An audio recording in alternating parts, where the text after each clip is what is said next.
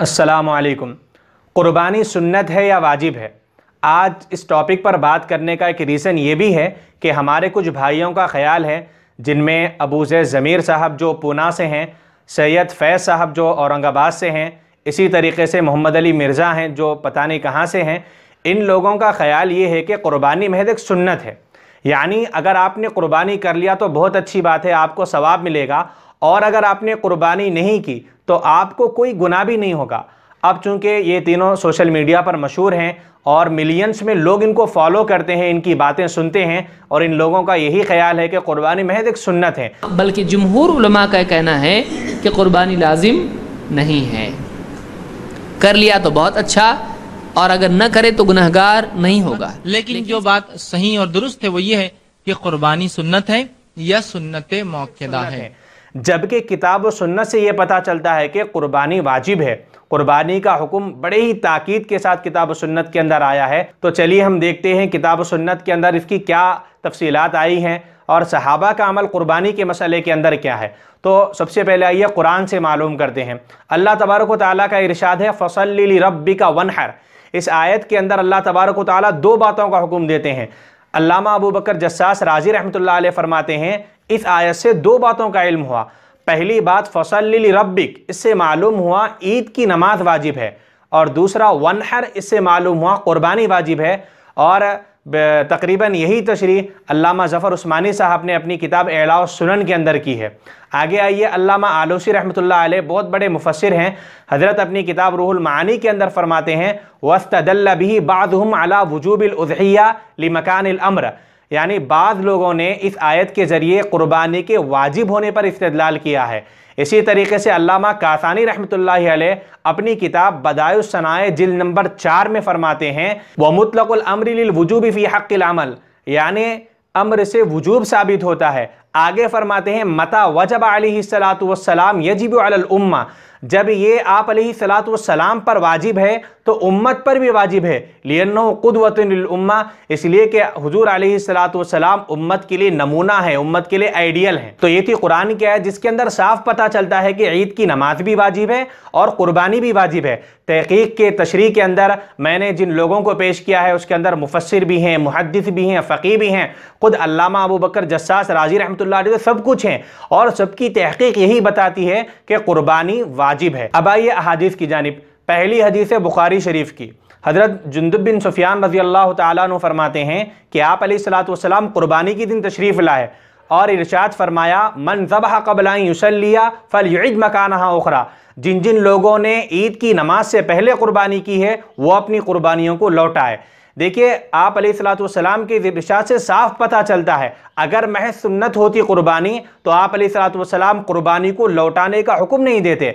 लौटाने का हुक्म देना इस बात की दलील है कि क़ुरबानी वाजिब है। और दूसरी हदीस खुद आप सुन लें।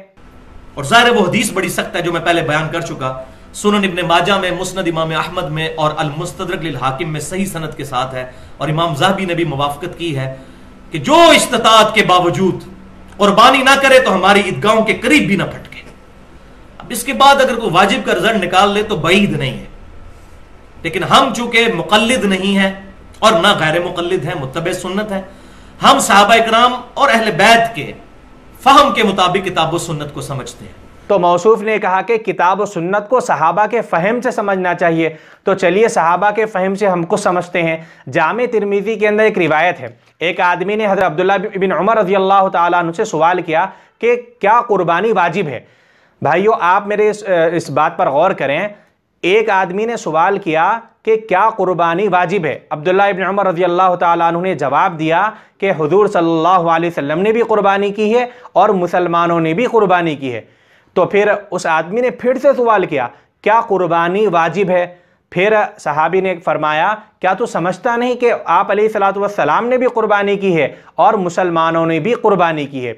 इस हदीस के झैल में हज़रत मुफ्ती तक़ी उस्मानी साहब दामत बरकातुहुम दर्स तिरमिज़ी के अंदर फरमाते हैं कि अब्दुल्लाह बिन उमर रज़ी अल्लाह तआला अन्हु का मतलब यही था कि तुम इस बहस के अंदर मत पढ़ो कि इस्तिलाहन कुर्बानी क्या है, वाजिब है, सुन्नत है, फ़र्ज़ है, इसके अंदर मत पढ़ो।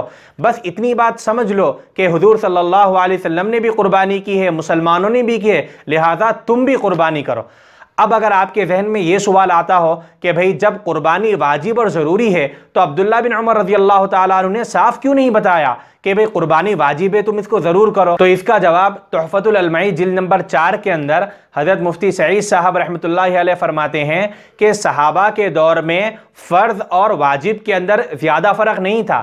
اب اگر عبداللہ بن عمر رضی اللہ تعالیٰ عنہ یہ فرماتے کہ قربانی واجب ہے تو لوگ اس کو فرض سمجھنے لگتے، اس لیے عبداللہ بن عمر رضی اللہ تعالیٰ عنہ نے واجب کا لفظ وہاں پر استعمال نہیں کیا۔ اور اس حدیث کے تعلق سے ایک اہم پوائنٹ فتح الملہم کے اندر ہے کہ آپ پہلے اس آدمی کے سوال پر غور کریں۔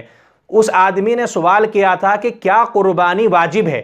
اگر قربانی واجب نہیں ہوتی، محض سنت ہوتی، تو عبداللہ بن عمر رضی اللہ تعالیٰ عنہ اس سوال کا رد ضرور کرتے اور اس کو یہ کہتے کہ قربانی واجب نہیں ہے، ایسی بات سمجھنے کی کوئی ضرورت نہیں ہے۔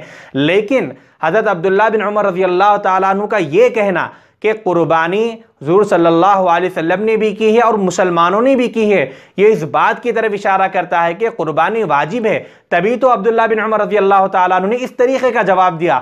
اگر قربانی واجب نہیں ہوتی تو پھر عبداللہ بن عمر رضی اللہ تعالیٰ عنہ اس کا ضرور رد کرتے۔ تو اب آئیے ان کے دلائل کا جائزہ لیتے ہیں۔ تو ان کی سب سے پہلی دلیل ہے اللہ کے نبی صلی اللہ علیہ وسلم کی حدیث ہے، آپ نے فرمایا اذا رأیتم ہلال ذی الحجۃ، جب تم ذو الحجہ کا ہلال پہلا چاند دیکھ لو، وَأَرَادَ أَحَدُكُمْ أَن يُضَحِّيَ، اور تم میں سے کسی کا قربانی کا ارادہ ہو، فَلْيُمْسِكْ عَنْ شَعْرِهِ وَأَظْفَارِهِ، تو اس کو چاہیے کہ وہ اپنے بال اور ناخن نہ کترے۔ یہاں پر دلیل یہ مسلم کی حدیث ہے، کتاب الاضاحی میں ہے۔ یہاں پر الفاظ کیا ہیں؟ جب ذو الحجہ کا تم چاند دیکھ لو اور تم میں سے کسی کا قربانی کا ارادہ ہو، تو اللہ کے نبی صلی اللہ علیہ وسلم نے فلاں کے ارادے سے اس کو جوڑا ہے۔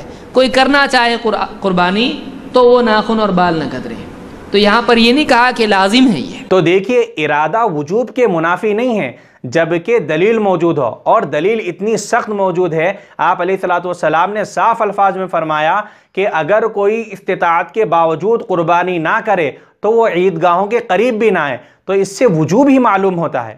ادرکت ابا بکر، یا فرمایا او رأیت ابا بکر، کہ میں نے ابو بکر صدیق رضی اللہ تعالیٰ عنہ کو، وعمر رضی اللہ عنہما، اور عمر رضی اللہ تعالیٰ عنہما، دونوں کو دیکھا۔ ابو بکر صدیق اور عمر رضی اللہ عنہما دونوں کو دیکھا، لا یضحیانی، دونوں بھی اس وجہ سے قربانی نہیں کرتے تھے، کراہیت ان یقتدی بہما، کہ لوگ ان کو دیکھ کے قربانی کرنے لگیں گے، یہ بھی پابندی سے کرتے ہیں تو لوگ بھی پابندی سے کریں گے، اس لیے کبھی وہ قربانی نہیں بھی کرتے۔ کہ سیدنا ابو بکر و عمر رضی اللہ تعالی عنہما دونوں خلیفۃ المسلمین بعض اوقات جان بوجھ کر قربانی چھوڑ دیا کرتے تھے، صرف اس لیے کہ کہیں لوگ اس کو واجب نہ سمجھ لیں۔ تو موصوف نے دلیل پیش کی کہ حضرت ابو بکر اور عمر رضی اللہ تعالی عنہما قربانی نہیں کیا کرتے تھے۔ اس کا سب سے پہلی بات صحیح جواب تو یہ ہے کہ ما یضحیان عن اہلہما، وہ دونوں اپنی جانب سے نہیں بلکہ کبھی کبھی اپنے گھر والوں کی جانب سے قربانی نہیں کیا کرتے تھے، اور یہ بات تو بالکل درست ہے۔ آپ لوگوں نے یہاں پر ایک بات نوٹ نہیں کی، ابو زید ضمیر صاحب قربانی کے واجب نہ ہونے پر احادیث کو چھوڑ کر حضرت ابو بکر اور حضرت عمر رضی اللہ تعالی عنہما کا عمل پیش کر رہے ہیں، اور یہ عمل وہ لوگ پیش کر رہے ہیں جو صحابہ کو حجت ماننے کے لیے تیار نہیں ہیں۔ اس لیے کہ آپ ابو زید ضمیر صاحب ہوں یا کسی اور سے ہوں، 20 رکعت تراویح کے مسئلے پر بات کریں یا پھر ایک مجلس میں دی ہوئی 3 طلاق پر بات کریں، تو یہ اور حضرت عمر رضی اللہ تعالیٰ عنہ کے فیصلے ان کو سنائیں، تو یہ بڑے ہی ادب کے ساتھ آپ کو جواب دیں گے کہ ہم صحابہ کے عمل کو حجت نہیں مانتے بلکہ قرآن و حدیث سے ہم فیصلہ کرتے ہیں۔ لیکن قربانی کے مسئلے کے اندر یہ لوگ قرآن و حدیث کو چھوڑ کر حضرت ابو بکر اور حضرت عمر رضی اللہ تعالیٰ عنہما کے عمل کے پیچھے پڑے ہیں۔ تو خیر، یہ میں نے قرآن و حدیث کے ذریعے آپ کو سمجھانے کی کوشش کی کہ قربانی اسلام کی ایک عاشقانہ عبادت ہے اور اسلام کا ایک اہم عمل ہے۔ اسلام کے اندر بڑی تاکید آئی ہے، حضور صلی اللہ علیہ وسلم نے، صحابہ نے اپنی پوری زندگی میں اس کا اہتمام کیا ہے۔ تو خیر، آپ نے قرآن سے بھی اس بات کو سمجھا ہے اور احادیث بھی میں نے آپ کے سامنے رکھے ہیں، تو خیر آپ فیصلہ آپ ہی سن لیں۔ اہل حدیث مکتبہ فکر کے لوگ ہیں، ان کے لیے بہت بڑا لمحہ فکری ہے، کیونکہ اہل حدیث مکتبہ فکر کے لوگ جو ہے وہ حنفیوں کے مقابلے پر یہ بہت چیز پروپیگیٹ کرتے ہیں کہ جی حنفی اس کو واجب کہتے ہیں، حالانکہ یہ سنت ہے. دیکھیں ابو بکر و عمر نے چھوڑ دی. اب اگر ہم چند فینیٹکس قسم کے اہل حدیث علماء والا فتویٰ لگائیں کہ آپ حدیث کو چھوڑ کے ابو بکر و عمر کے پیچھے لگے ہوئے ہیں، جو یہ اکثر کہہ دیتے ہیں جب ہم ان کو کوئی صحابی کا قول بتاتے ہیں تو کہتے ہیں جی حدیث دیکھیں آپ ابو بکر و عمر کے پیچھے چل پڑے. اور حالانکہ یہاں پر حدیث کو دیکھا جائے تو حنفی بالکل ٹھیک ہے، صرف حدیث کو کہ عیدگاہوں کے قریب بھی نہ آئے جو قربانی نہیں کرتا تو واجبیت نکلتی ہے. لیکن